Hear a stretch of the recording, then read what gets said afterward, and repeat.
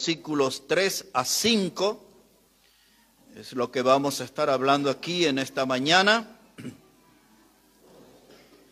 Isaías, el capítulo 53 y los versículos 3 a 5. Dice así la palabra del Señor: despreciado y desechado entre los hombres, varón de dolores, experimentado en quebranto, y como que escondimos de él el rostro, fue menospreciado y no lo estimamos.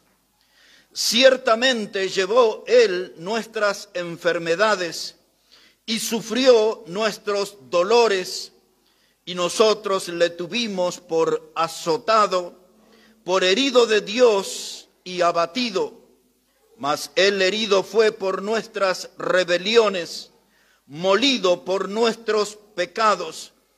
El castigo de nuestra paz fue sobre él, y por su llaga fuimos nosotros curados.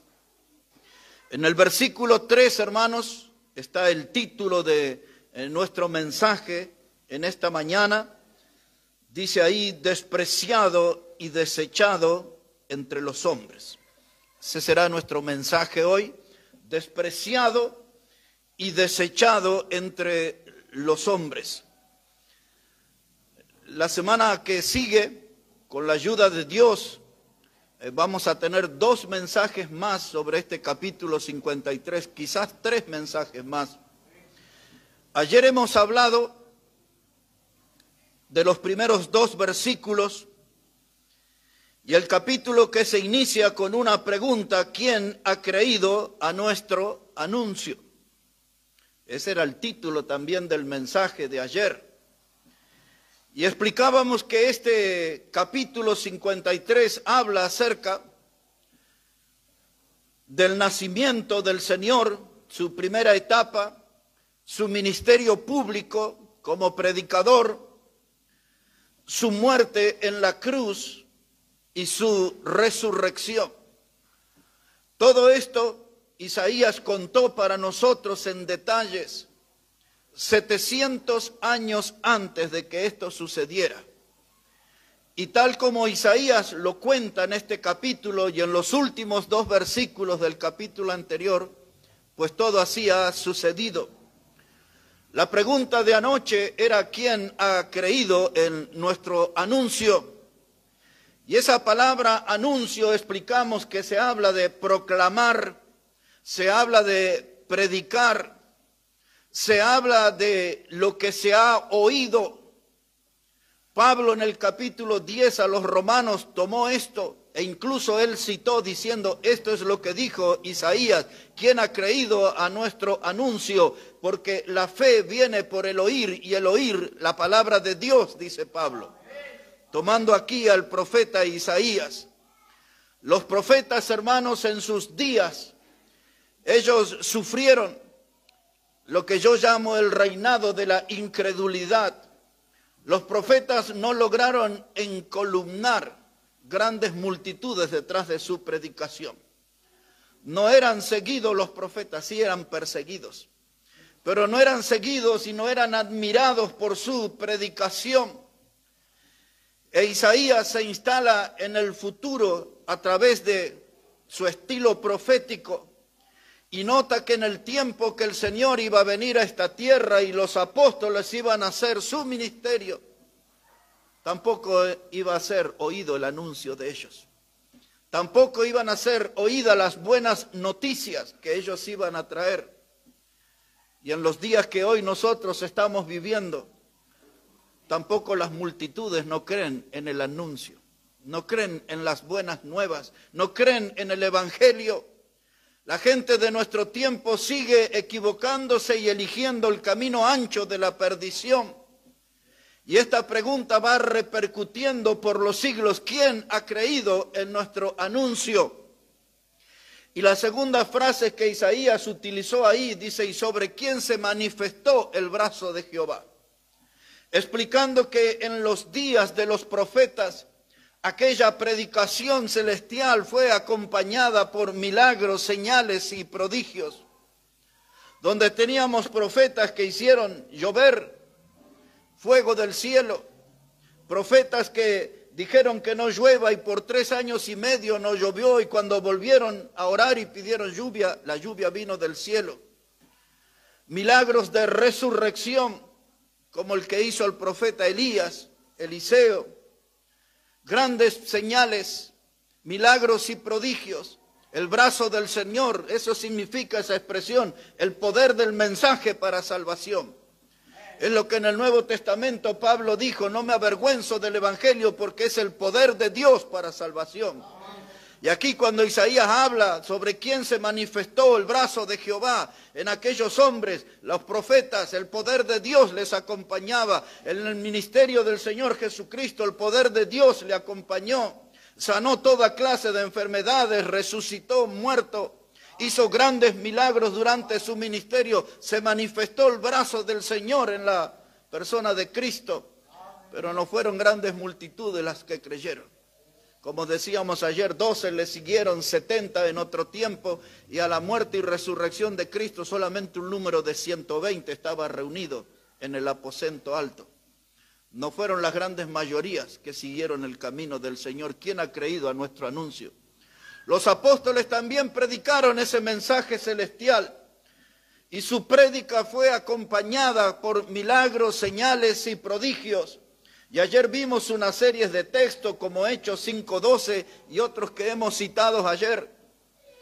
Milagros, señales y prodigios. Sin embargo, aunque alguna vez 3.000 creyeron en Pentecostés, 4.000 en otra ocasión, cuenta el libro de Hechos, pero no fueron grandes las multitudes que siguieron el mensaje del Señor.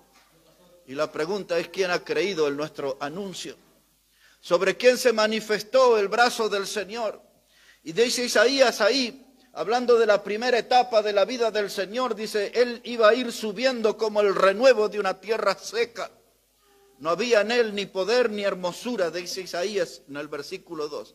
Estoy repasando un poquito lo de ayer para que los que no estuvieron entren a pleno en el mensaje de esta mañana. Y cuando dice ahí Isaías que él fue subiendo como el renuevo de una tierra seca, que la gente de su tiempo lo vio a Jesús como un yuyo común del desierto, algo que no podía producir un fruto importante, impactante, porque él venía ya del tronco seco y casi olvidado de la familia de David. Pues José, el carpintero, era un descendiente de la familia de David, y eso le iba a dar al Señor Jesucristo el derecho a ser rey. Por eso él será rey de reyes y señor de señores, sentándose en el trono del rey David. Y eso sucederá en breve tiempo. Va a suceder. No era de una familia, como se dice, de alcurnia, de alta sociedad. El Señor no tenía una vida de palacios, ni sus vestimentas eran de lujos, como se usaban en los palacios.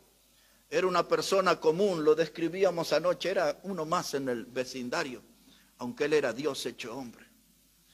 Y la gente lo veía como alguien común, no era impactante, no era el deleite de la gente. Era una persona común, como el renuevo de una tierra seca. Y luego Isaías usa la frase que no había en él ni poder ni hermosura. Y ahí él está hablando del aspecto que él iba a tener en la cruz del Calvario. Un cuerpo castigado, maltratado por el látigo, por bofetadas, escupitajos, como hemos leído ayer. Y finalmente clavado en aquel duro madero.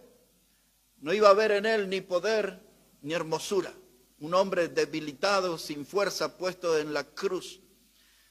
Y el mundo asombrado, sin entender que ese hombre estaba muriendo por nuestros pecados.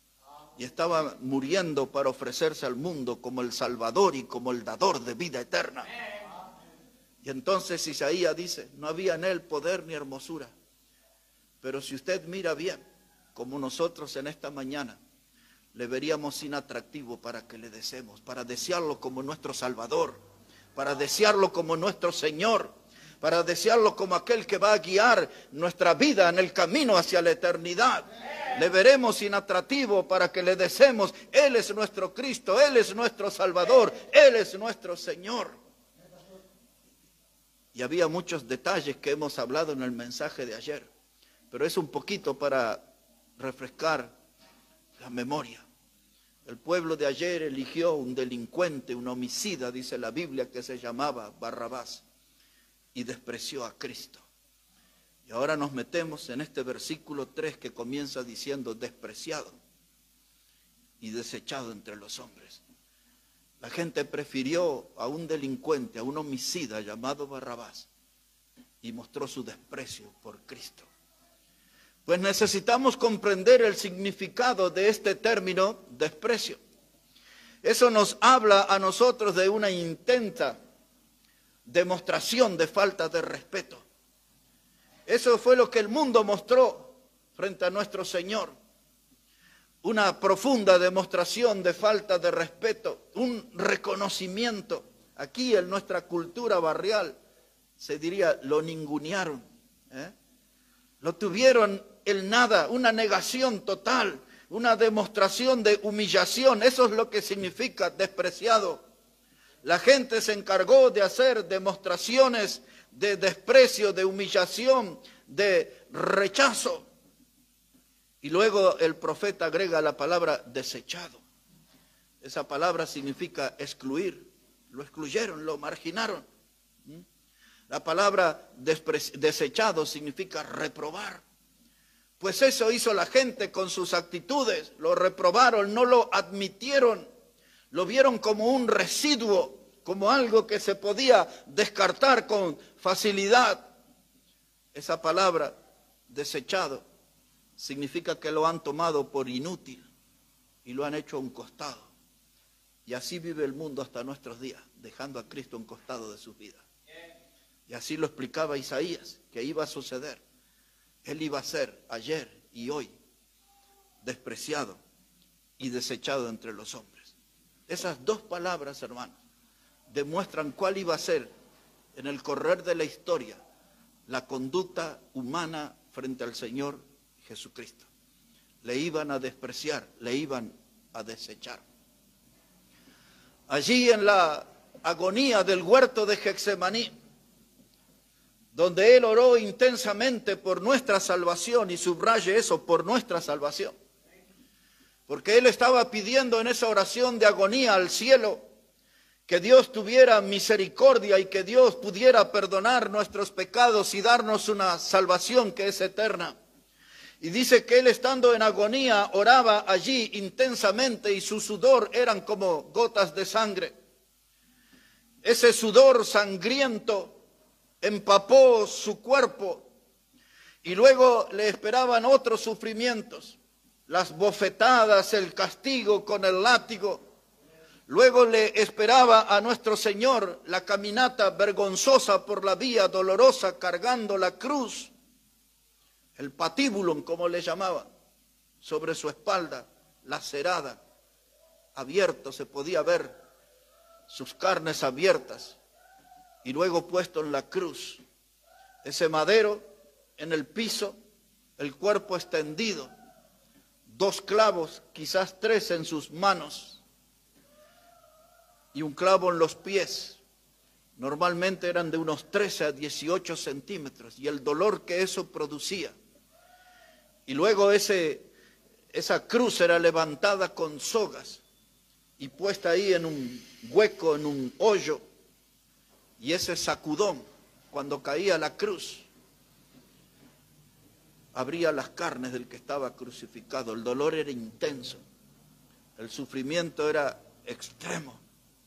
Y la gente pasaba frente a la cruz, dice la Biblia, meneaba la cabeza, estiraban sus labios, se burlaban de Él. Dice Isaías, Él iba a ser despreciado y desechado entre los hombres. Dice, Él iba a ser un varón de dolores. Nótelo como sigue el texto. Dice, Él iba a ser un varón de dolores experimentado en quebranto. No solo los dolores físicos por las cosas que describí, sino el dolor emocional que produce la traición. Aquellos que él amaba le estaban traicionando, aquellos que él amaba y estaba dispuesto a morir por ellos, le estaban despreciando, le estaban desechando. Cuando el escritor a los Hebreos dice en el capítulo 12, verso 2, puesto los ojos en Jesús, el autor y consumador de la fe, dice, quien puesto el gozo delante de él, sufrió el oprobio. Esa expresión, puesto el gozo delante de él, el gozo del Señor de morir en esa cruz, era la certeza que él tenía, que un día se iba a reencontrar con su iglesia, que él iba a comprar con su sangre en esa cruz. Dice él, con el gozo puesto delante de él. Él no estaba mirando el sufrimiento en la cruz, él estaba mirando más allá de la cruz. Un pueblo pecador, salvo, redimido, comprado por su sangre preciosa.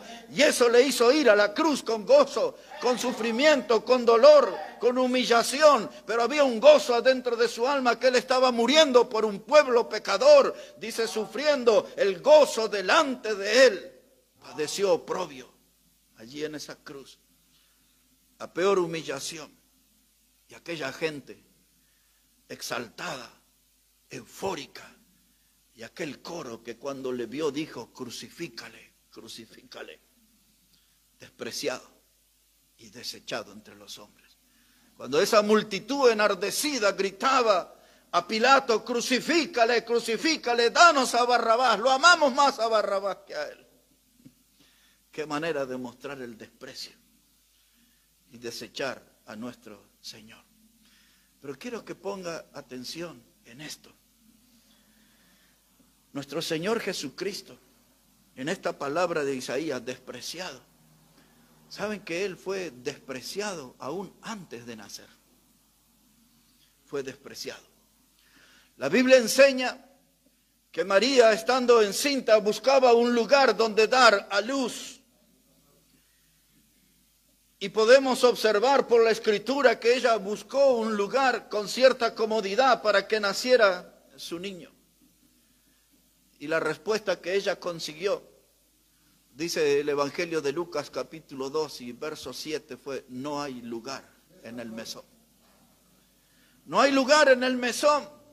No había lugar para que él naciera antes de que él viniera a este mundo. El hombre ya mostró su desprecio por él. Por lo tanto, la única alternativa que tuvo fue la de nacer en un pesebre, que era un corral para los animales, un lugar inmundo donde los animales hacían sus necesidades. En ese lugar nació nuestro Salvador. Antes de que él naciera, ya se mostró esta palabra que habló Isaías, despreciado. No había lugar en el mesón. Y luego cuando empezó a dar sus primeros pasos, y vinieron aquellos magos del oriente, según cuenta el Evangelio de Mateo, el capítulo 2, siguiendo una estrella por un tiempo, y llegaron a Jerusalén y preguntaron, ¿dónde estaba el rey de los judíos que había nacido? Esa pregunta creó una alerta en la ciudad y todos se movilizaron y llegó hasta los oídos de Herodes, y él le encargó a esos magos que cuando encontraran al niño se lo hicieran saber, porque yo quiero ir a adorarle.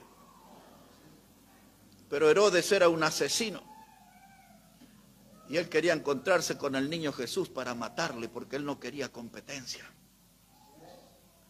Y entonces un ángel habló a José y le dijo, toma al niño y huye a Egipto.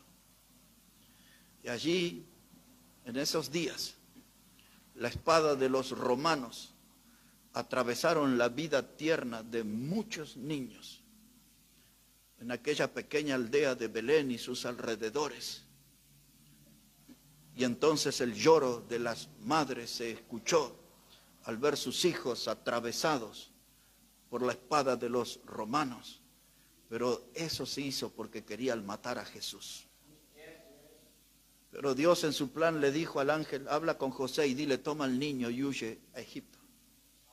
Pues así, cuando usted lea ahí en la palabra, dice eso en el Evangelio de Mateo capítulo 2 y en el versículo 13. Y cuando él ya salió a la vida pública, ya como un predicador, y le hablaba al pueblo sobre la ley de Moisés y enseñaba la palabra de Dios y proclamaba que el reino de los cielos estaba entre ellos y les decía: arrepentíos y creed en el evangelio. Y les enseñó las bienaventuranzas allí en el monte, les dio ese sermón maravilloso que ocupa el capítulo 5, 6 y 7 de Mateo. 3 capítulos donde él expresó su sermón del monte. Pero ¿sabe qué le decía a la gente? Dice la palabra de Dios en el Evangelio de Juan capítulo 8, versos 40 y 41. Cuando Jesús le hablaba de Abraham y de la palabra, le decían: tú eres un hijo de fornicación. Aquí en nuestra cultura tenemos una expresión más grosera todavía, más vulgar, pero querían silenciarlo y le decían: tú eres un hijo de fornicación. Ahí está, Evangelio de Juan, capítulo 8, versos 40 y 41.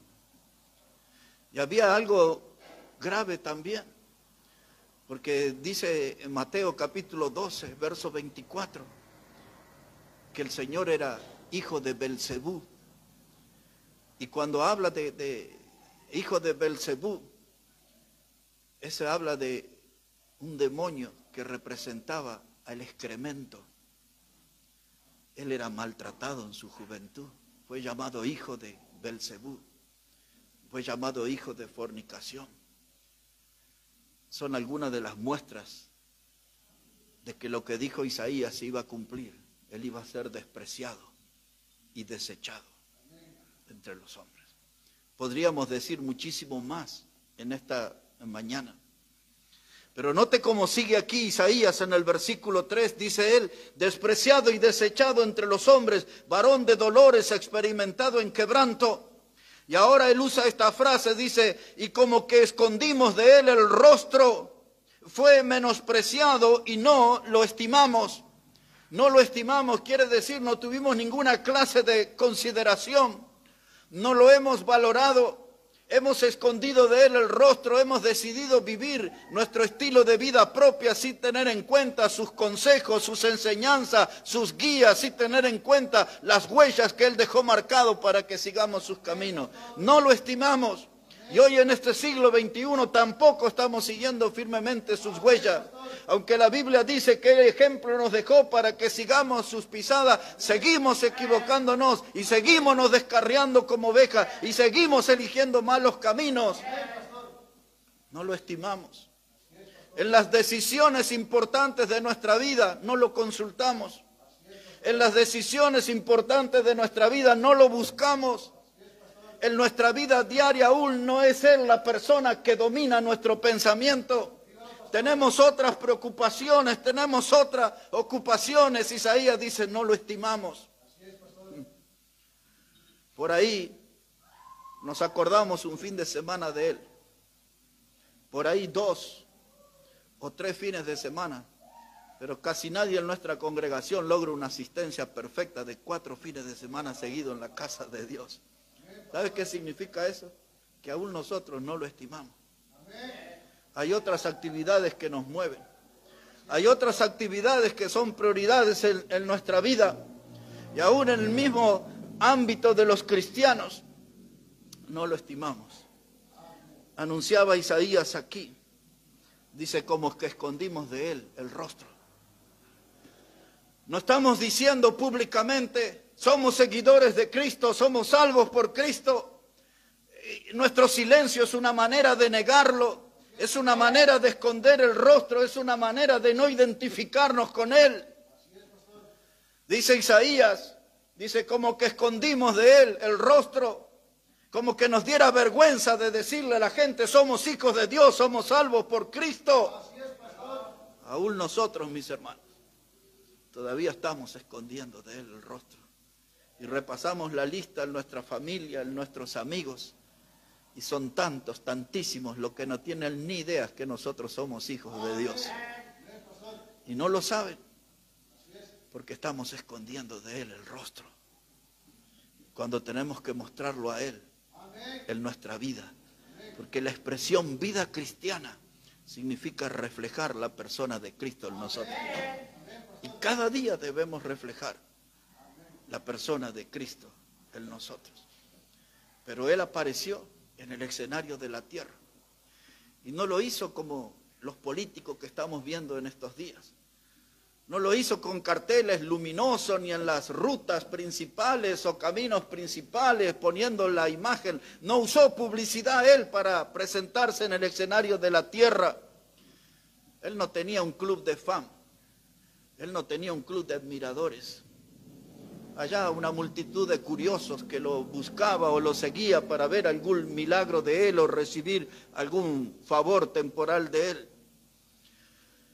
Hoy en día, en el mundo que vivimos, Él sigue siendo despreciado.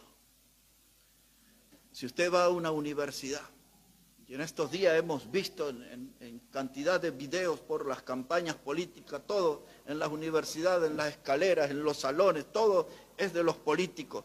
Ruidos de tambores, movilizaciones de colectivos, marchas por líderes políticos.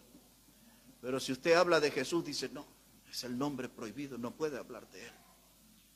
En las universidades se habla de Marx, de Lenin, pueden hablar de Chávez, de Perón, de todo eso. Pero cuando usted saca un folleto con el mensaje del Evangelio, eso aquí no. Uno de los que se presentó hace 2 semanas como jefe de gobierno, estaba hablando mal de los cristianos y él dijo, ellos son el arma de doble filo, los cristianos tienen que volver a los templos y no tienen que meterse en la actividad política. Pero esos son los que golpean nuestra puerta buscando el voto de apoyo. Deme su voto, pero no me hable de Cristo. Porque nuestro Cristo es despreciado y desechado entre los hombres. ¿Sabe qué, hermano? En el ambiente del fútbol se acostumbraba cuando alguien hacía un gol, se levantaban la polera y abajo decía, Dios es amor, Cristo salva. La institución que rige el fútbol mundial dice, eso no pueden usar. Porque si usted dice que Cristo salva, que Dios es amor, usted está discriminando gente de otras creencias. No es aceptado en el ambiente del fútbol nuestro Señor, despreciado y desechado entre los hombres. Y la gente grita en sus actos, el Che vive, el Che vive. Y usted dice, Cristo salva, eso no lo diga, eso no lo diga. Pero gritan con energía, el Che vive. Gritan con energía, Evita es pueblo. Y usted dice, Dios es amor, no diga eso. ¿Está entendiendo lo que le digo en esta mañana? Nuestro Señor despreciado y desechado entre los hombres. Los maestros de nuestra generación, capaz que le voy a dar un término extraño, están hipersexualizando a nuestros niños a través de un método de supuesta enseñanza perverso, vomitado del infierno mismo que se llama ESI. Sus hijos, nuestros nietos, están siendo enseñados bajo esa basura llamada ESI. ¿Qué significa esa sigla? Educación sexual integral. Y les siembran dudas a nuestros niños sobre la sexualidad. Y les enseñan a nuestros niños varones a vestirse como mujeres y a jugar con los juguetes que históricamente jugaban las mujeres. Y les enseñan a las mujeres que no hay diferencia con el varón y que el asunto no es biológico, sino que es una cuestión de la mente que nos han construido y usan términos raros. Hay que deconstruir la mente y el hombre y la mujer es la misma cosa y le hablan de cosas sexuales a nuestros niños cuando nosotros como padres somos los que somos responsables de educar y de instruir a nuestros hijos, no esos perversos que están enseñando en los colegios y que tienen una mente perversa, contaminada, llena de dudas, gente amargada, resentida porque no conoce a Dios. Cuando usted lleva con un folleto,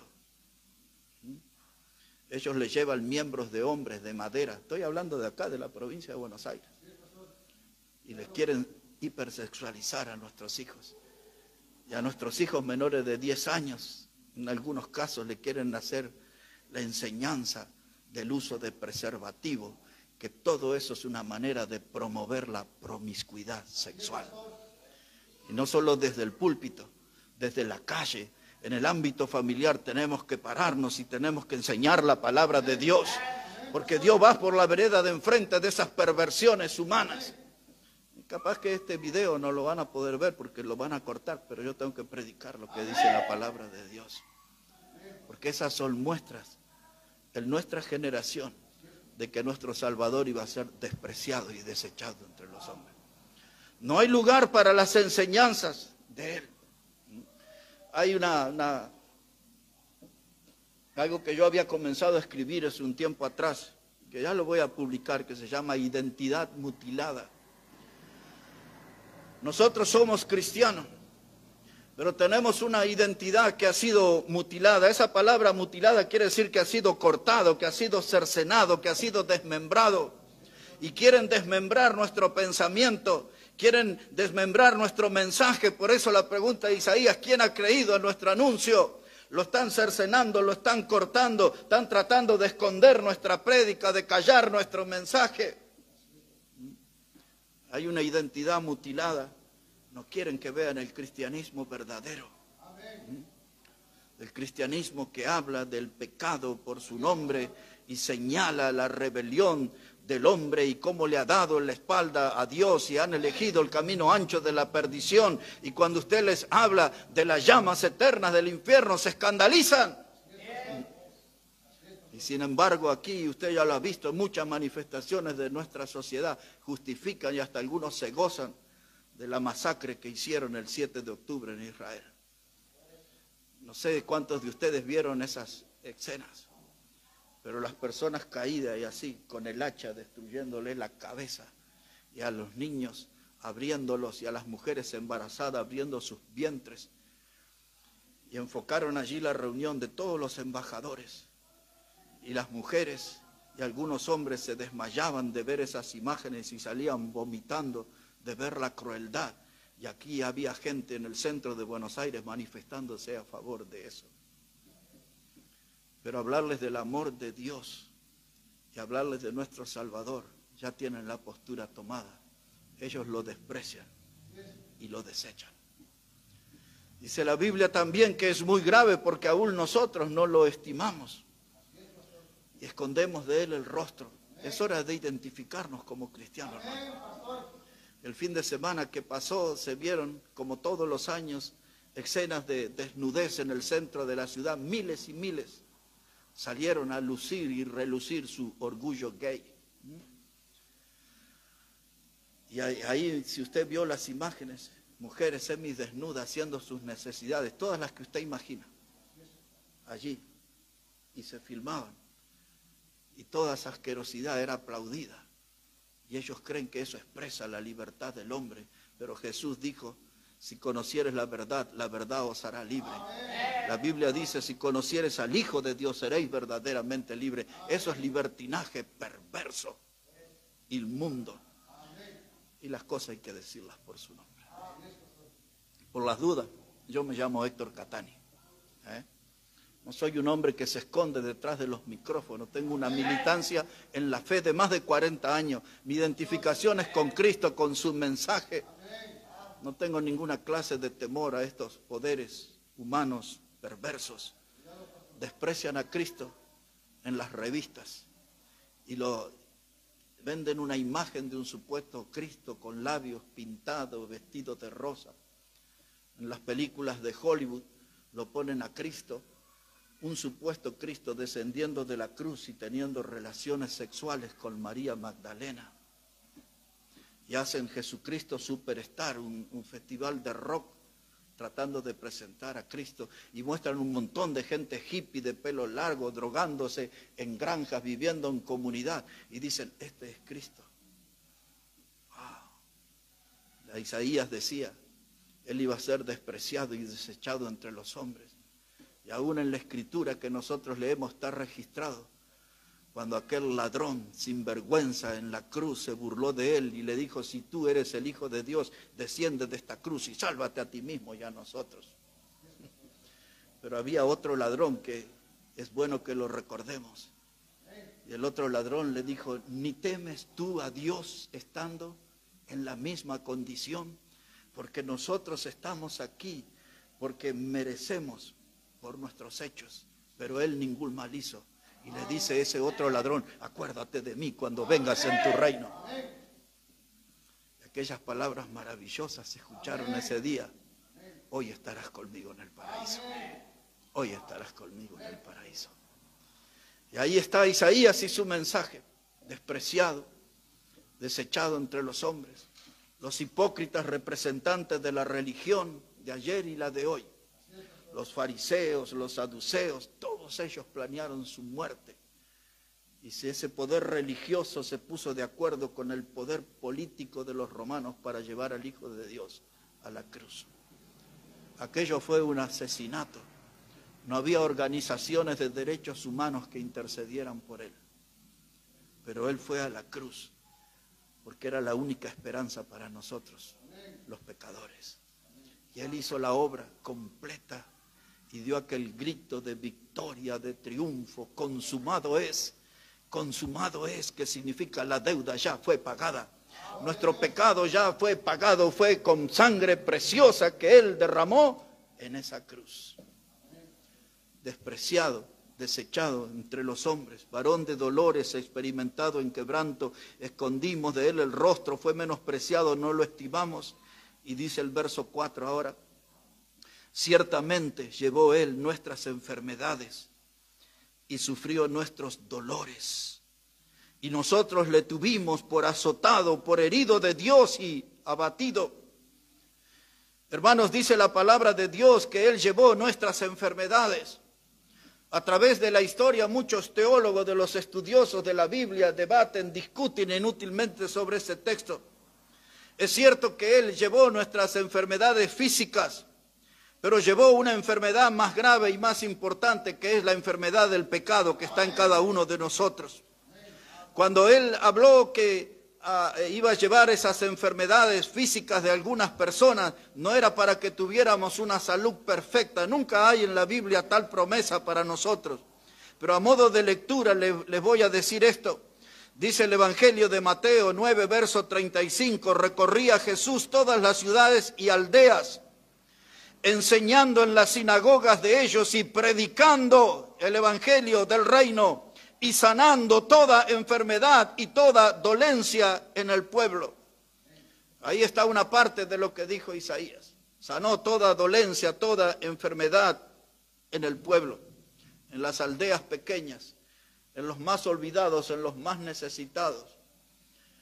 En esos caminos pecaminosos se metió nuestro Salvador, pero antes de sanarlo les predicó el Evangelio del reino.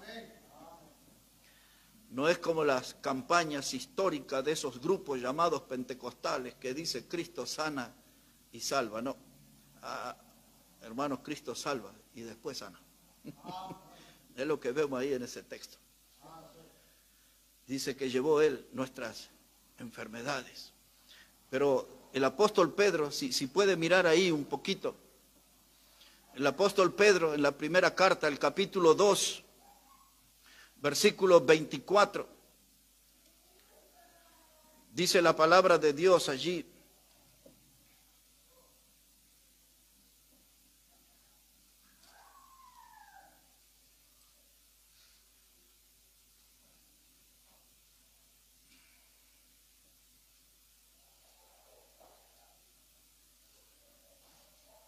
Primera de Pedro 2, verso 24. Si ya llegó ahí, está hablando de Cristo el texto y dice, quien llevó él mismo nuestros pecados en su cuerpo sobre el madero, para que nosotros, estando muertos a los pecados, vivamos a la justicia, y por cuya herida fuisteis sanados. Es lo que decía Isaías, llevó él nuestras enfermedades y por sus heridas fuimos sanados. Isaías usa la palabra por su llaga fuimos curados.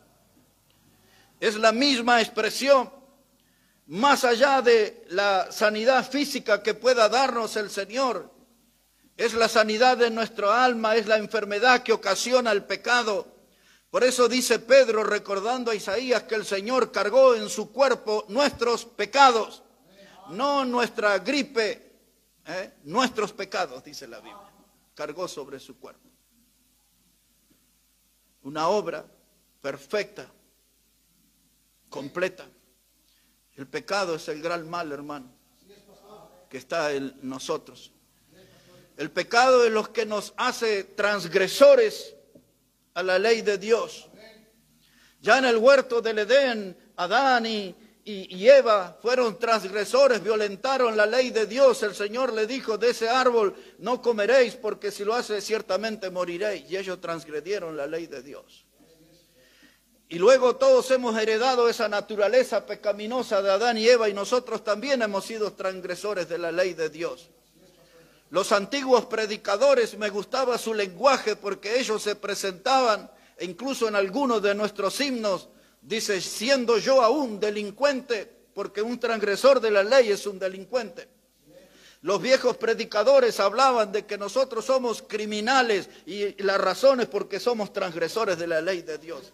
Hemos cometido un delito que puede tener cara de crimen, porque parte de la muerte del Señor Jesucristo es nuestra responsabilidad. Él fue allí por nuestros pecados. Ese fue el costo, hermano. No es gratis nuestro pecado.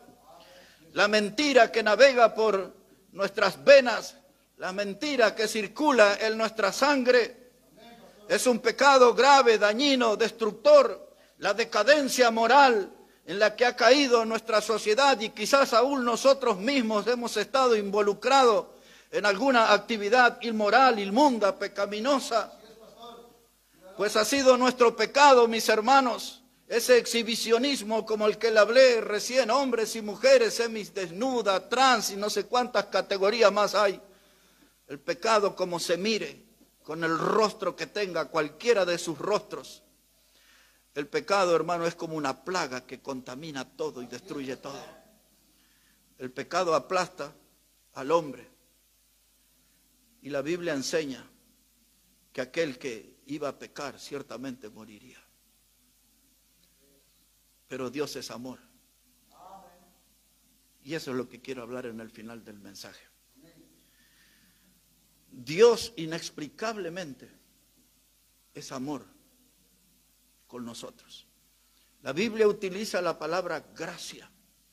La palabra gracia es una palabra tan rica y es una palabra tan profunda que nosotros no deberíamos conformarnos solamente con traducirla como un favor inmerecido.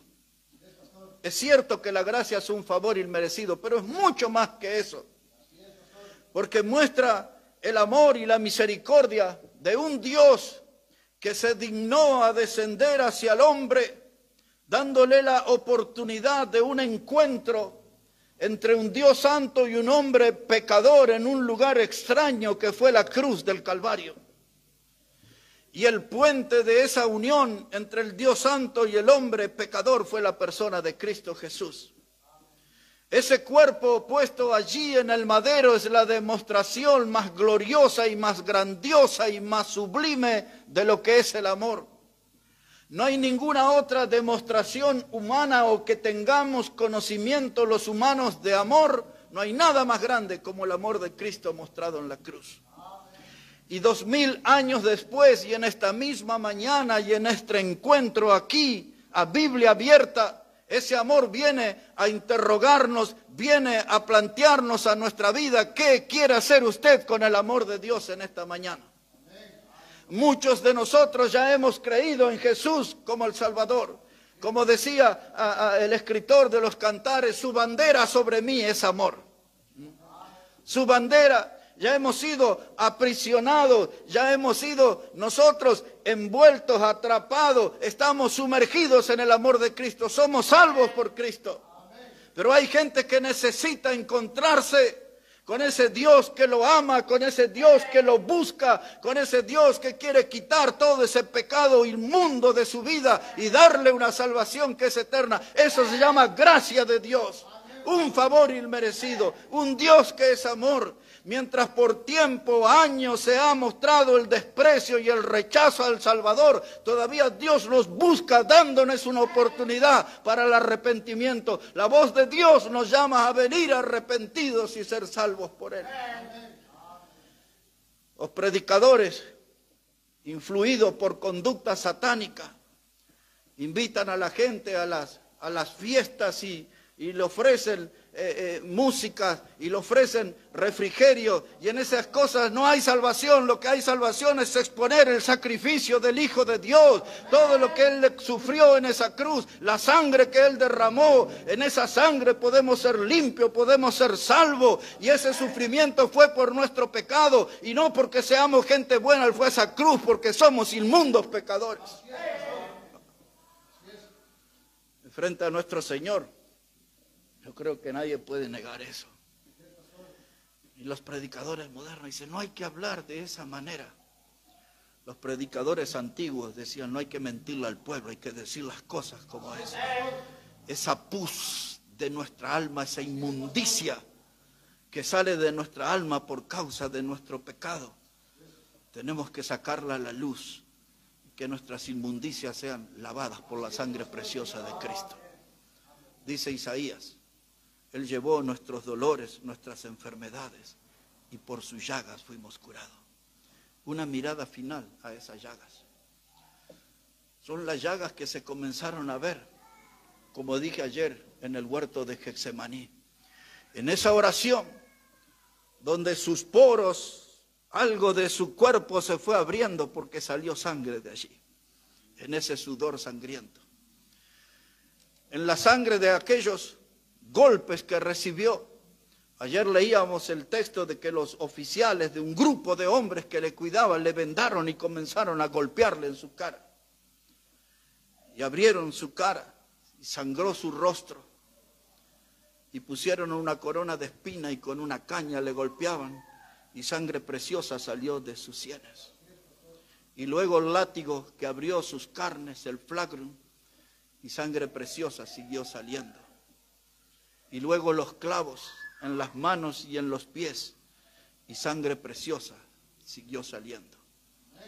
Y luego cuando vino el soldado romano hacia la cruz y lo halló muerto, la lanza le abrió el costado, y ese manantial que salió de su costado, dice Juan, yo lo vi, dice Juan, y era sangre y agua. Hasta la última gota de sangre de su cuerpo salió de él. Y hay que poner la mirada en ese manantial abierto en su costado, porque esa sangre fue vertida por nosotros, los pecadores. Dice Isaías, ¿quién ha creído a nuestro anuncio? No tengo otra manera de predicar, porque el mensaje del Evangelio es un mensaje sangriento. El mensaje del Evangelio es el mensaje del sufrimiento de nuestro Señor en la cruz. Uno de nuestros himnos habla de la acerba cruz. Esa palabra antigua, acerba, significa una cruz áspera, un madero duro. Allí fue puesto nuestro Señor. No era una madera lustrada, pintada, presentada. Era una acerba cruz áspera, dura. Y Él estuvo dispuesto a pagar el precio y fue allí a esa cruz. Y ese es el mensaje que tenemos que predicar. No es un culto de diversión. Es un culto para ponernos frente al Señor y ver qué estamos haciendo con nuestra vida. Porque el sacrificio de Él fue grande, pero nuestros esfuerzos son pequeños muchas veces. Y es bueno que nos recordemos en esta mañana que aquella víctima que se ofreció en la cruz, de la cual Juan dijo, Él es el Cordero de Dios que quita el pecado del mundo. Él fue allí por nosotros.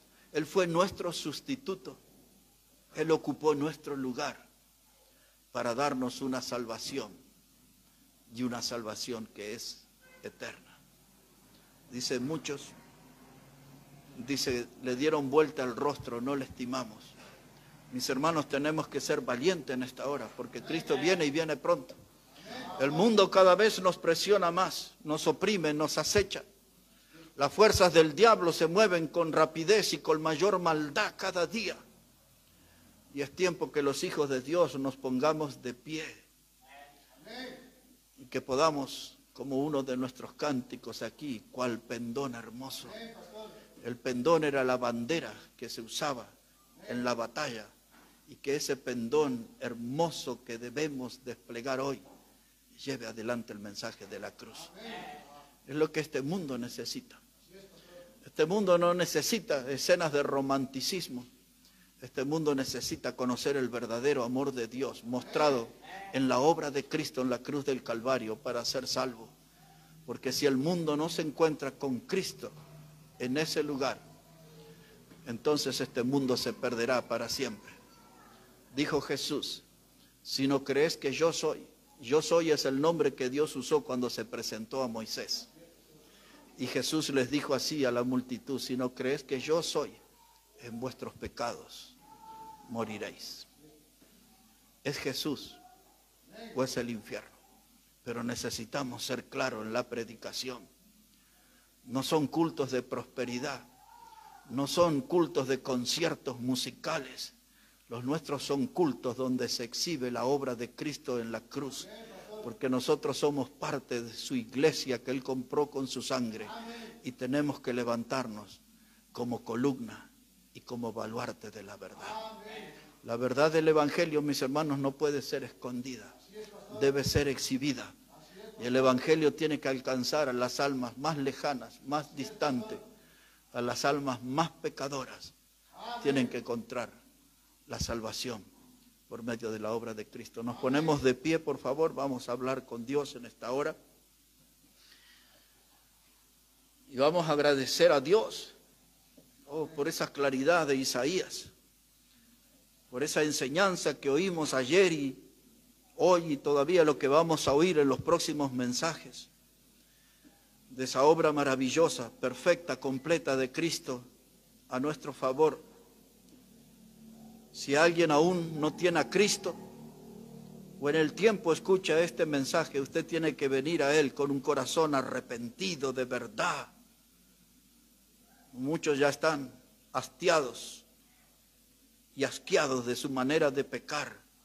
Tiene que venir a Cristo y limpiar su maldad en la sangre preciosa que Él derramó en la cruz y pedirle a Él que Él entre en su vida y sea el Salvador. Y nosotros que ya le conocemos como nuestro Salvador, es nuestra hora de tomar la cruz y seguirle con fidelidad cada día. De vivir un cristianismo, hermano, más profundo, de vivir un cristianismo más comprometido.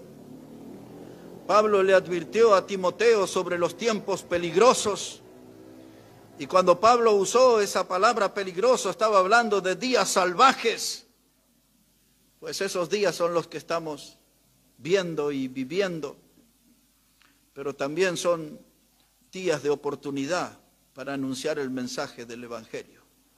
El mundo es un caos, el mundo está en crisis, el mundo está lleno de temores, temores a los virus, temores a los huracanes, temores a los terremotos, y hasta hay algunos tontos que sienten temores de una invasión alienígena y cosas por el estilo. Ese mundo lo que necesita es conocer a Cristo y estar seguros en Él. Cristo es el refugio perfecto.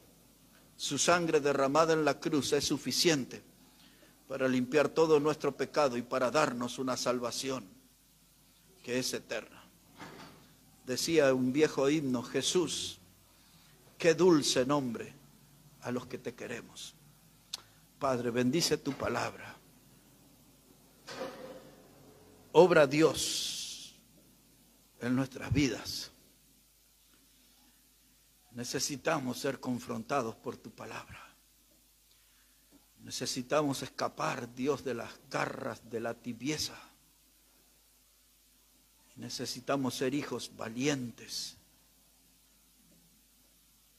que hablen con su voz en cuello, como trompeta, anunciándole al pueblo el pecado, pero anunciándoles también el medio de salvación que tú nos has provisto, que es Cristo Jesús.